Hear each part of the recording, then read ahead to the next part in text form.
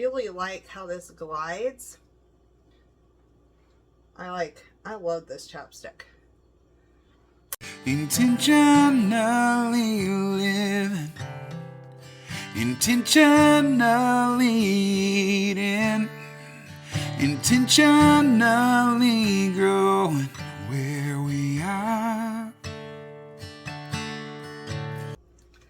Welcome back to the Padilla Family Homestead. Today we are making one of my favorite skincare products, and that is lip balm or chapstick.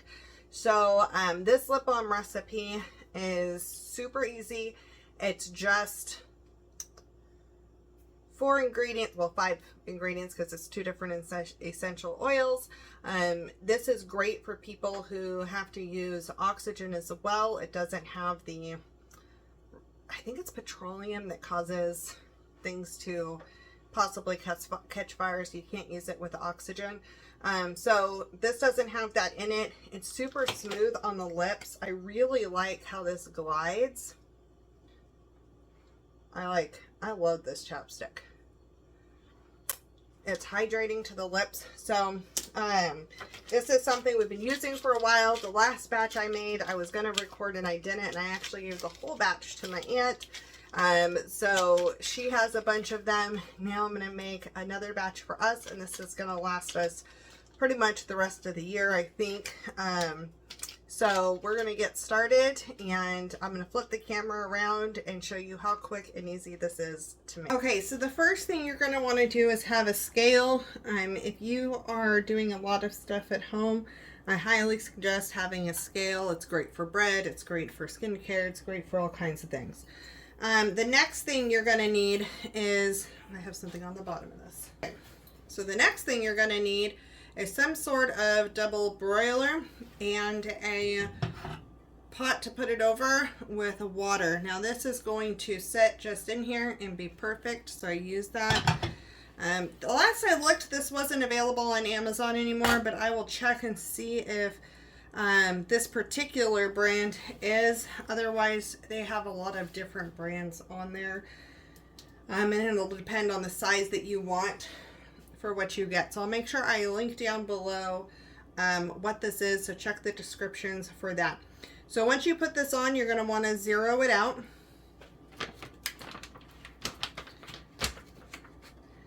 And we want to do, how much I normally do is 100 grams of shea butter. This, I squeezed it out the last time, and it is a hot mess. I am contemplating squeezing it again. Oh, there you go. I also suggest having, what's it called, paper towels nearby or something, because this gets really oily, very oily.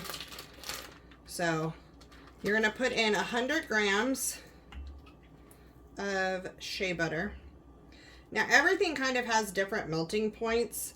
The coconut oil that we're going to put in melts first for me, and then the shea butter, and then the last thing to melt is the beeswax. So you need to know that when you're popping it in. I took a little bit out. Okay, give me a little bit more.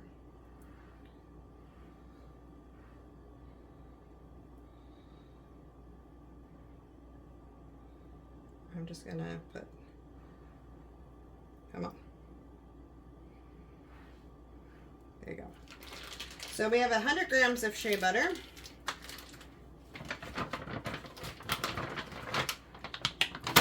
I'm gonna, you can totally rub this into your skin, which I might do a little bit of that,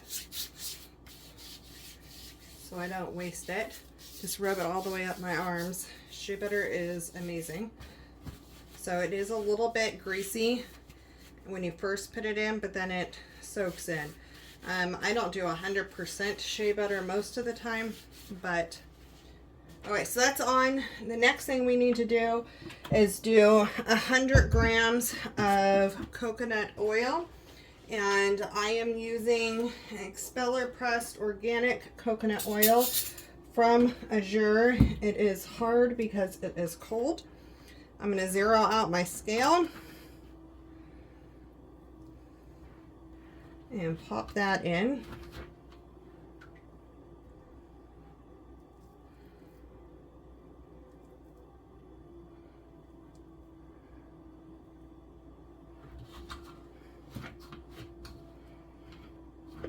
Everything weighs different amounts, so I don't do measuring cups. I weigh it because I like that consistency. I always know what I'm going to get. You're not going to have air pockets in here and get the wrong blend. Every single time I know what I'm getting. So that's really important to me. Okay, so set that down.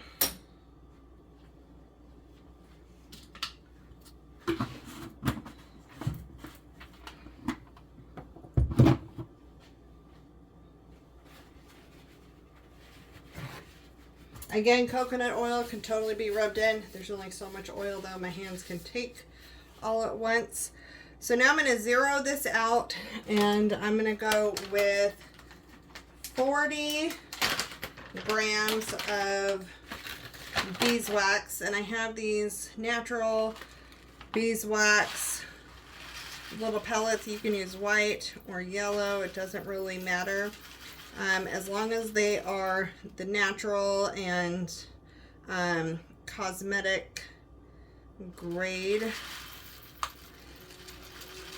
But we only want 40 grams of the beeswax. Otherwise, it's a little harder of a consistency.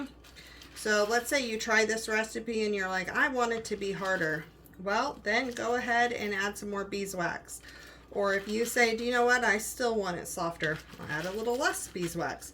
This is what is going to decide the thickness, the hardness, not thickness, the hardness of the lip balm. I have tried this at 100, 100, and 100. I have tried it at 100, 170, and then I went ahead and I also tried it at 60, and I like the 40. That is the one I'm set on. So now we're going to move this over to our double boiler. So we're going to turn our heat on. And I'm going to turn it on medium right now. I actually have a little too much water in there. So I want this to be able to go in, and we want it to heat, but we don't want water to come up into this. So it's really important that as this is heating up, that we are not adding a bunch of moisture into here. And this is going to take a little bit. This is the hardest part, the longest part. It's not the hardest part, it's the longest part, is letting it melt down. Because you're going to get all excited because that coconut oil is melted down. You're going to get excited because that shea butter is all liquid. And you're going to have these little tiny specks. Even if these little pellets get super translucent, you want them completely melted. If you do not wait until these are completely melted, then what's going to happen is you're going to have hard nuggets of this inside of your lip balm, and you're not going to like that. So you want to make sure this is completely melted. We are not adding the scent until after everything is totally melted. So I'm going to come back. I'm going to let this go for a little bit. I will keep track of the time for you. And as we hit different stages, I will keep bringing you back and showing you where you are. Okay, so it has been about 10 minutes. And the shea butter is almost completely gone. Well, melted. The coconut oil is completely melted. And the beeswax has not even started. So we're getting to that point. I'm starting to see a few bubbles, which means this is really heating up, and that is good.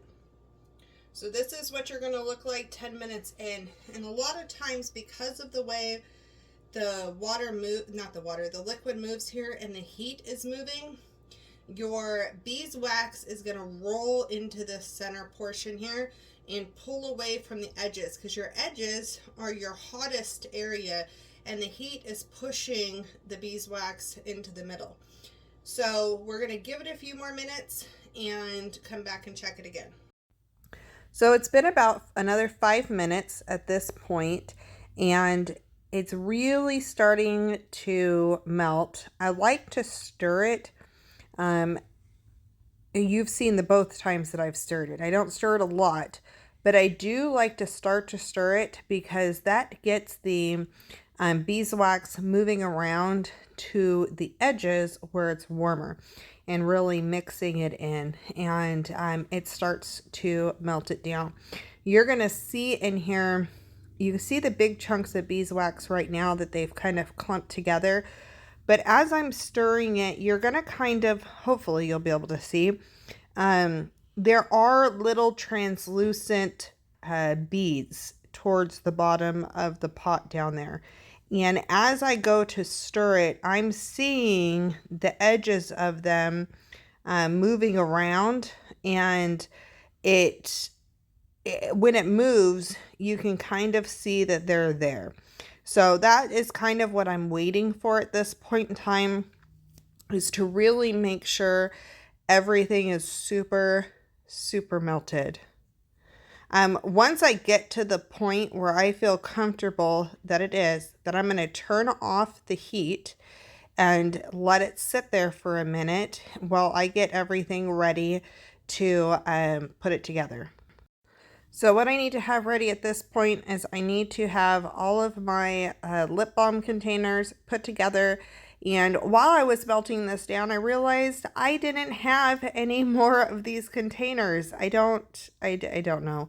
So most of the time I put this batch in some of these lip balm containers, the chapstick roll-up containers, and then some in little brown glass jars. And this time around, I wanted to put them all in the chapstick containers, but that didn't happen. I also was going to see if it would be less messy, if they would line up with me rubber banding 4 together. But that made the rubber band too tight and it didn't make it even. So I put them all 12 all together. And I just use the rubber band around it one time, and that helps everything be level. I'm taking the double boiler off the pot and I'm drying it off. I do this because I don't want a bunch of water dripping when I'm pouring it.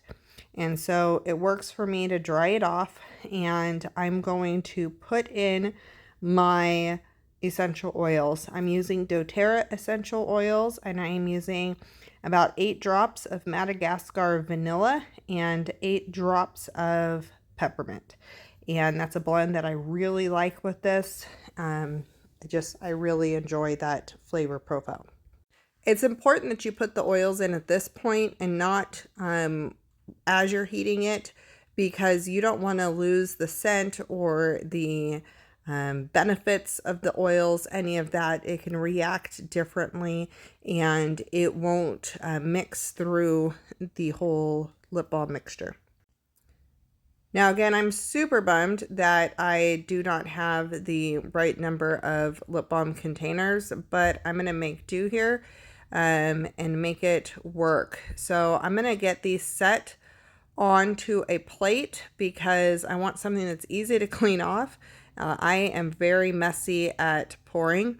I'm going to use a skinny thin neck funnel and just slowly pour that lip balm mixture into these containers. And the first couple I do okay with, and then it just becomes a hot mess. And it's okay, they clean up really good. That's why I use the plastic containers. I don't have a steady hand. And you can go as slow as you want with this or as fast. I will say I don't use a syringe because I find that Even in the funnel, if you take too long, this mixture is going to start cooling, and as it cools, it hardens and it can start clogging things. So this funnel still has a large enough opening that even if it starts to harden around the edge, I'm fine. But if I were to use a little syringe, it's going to start hardening in that little tiny tip much faster than it does in the funnel. So this is the way I do it. It works for me. I do realize how much I have left over here and that I don't even have the little brown containers handy. So I just go ahead and I pour it into a mason jar and call that good.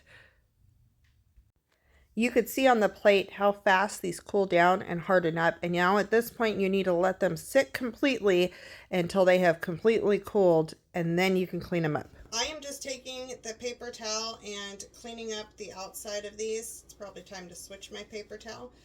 But I do not have a super steady hand, and that just, it is what it is. I'm going to make a mess of this.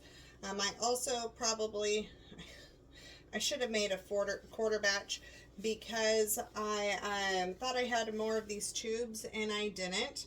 So I have a huge thing here. Now, I could leave it in here and just use it off the top, but I'm not. What I'm going to end up doing is remelting this down and pouring it into more tubes. Now, the essential oils may lose some of their scent that way, so I'll add a little bit more essential oil, but it'll be fine. Now, if you like having lip balm, if you go through a ton of lip balm, I don't know anybody's going to go through that much lip balm, but you could put these in little jars and have them by your nightstand or whatever, and have lip balm there that you always use, and then use these for traveling. It's a great texture. It smells amazing. I'm in love with the smell of these. So, yeah, but I should have made a quarter batch. So I'll have the recipe down below for the quarter batch, and that would make 12 about, and then probably a little bit more than that. But yeah, I always end up putting some in little jars because we do use the jars around the house, but I never put them in that big of a jar. So this will make a ton. So I would start off with that quarter batch if you're just doing it for the first time. But if you're doing a bunch of Christmas gifts, this is great. Now, I have gotten labels, and I'll link them below. I'm not putting them on right now, but I have gotten labels that I've written on and then wrapped around the tube that worked great. And I just hand wrote on those, and I really liked that.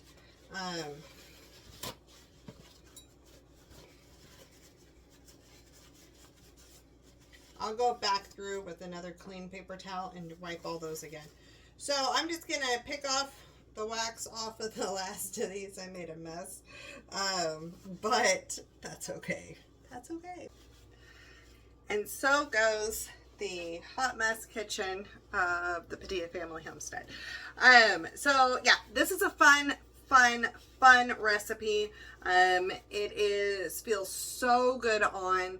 I really like the vanilla and peppermint oils. You could mix and do any flavors that you want to do, but I really like this blend. So I have to get some more of that Madagascar vanilla essential oil. But I hope that you enjoyed this recipe, that you make it. It keeps your lips nice and soft. And I would partner this with the lip scrub. It's a wild orange peppermint lip scrub that will be coming up. That'll be the next skincare video that I do. So make sure you keep an eye out for that. You also may enjoy, if you have dry skin, dry lips, or just skin, you may enjoy the whipped body butter lotion that I have, and so I will put that in the description below for you as well. And we will see you on the next one. Make sure you subscribe and comment what your favorite flavor of lip balm is. because I'm always looking for some other fun combos, but I think this one's going to be hard to beat. Intentionally working, intentionally choosing, intentionally loving.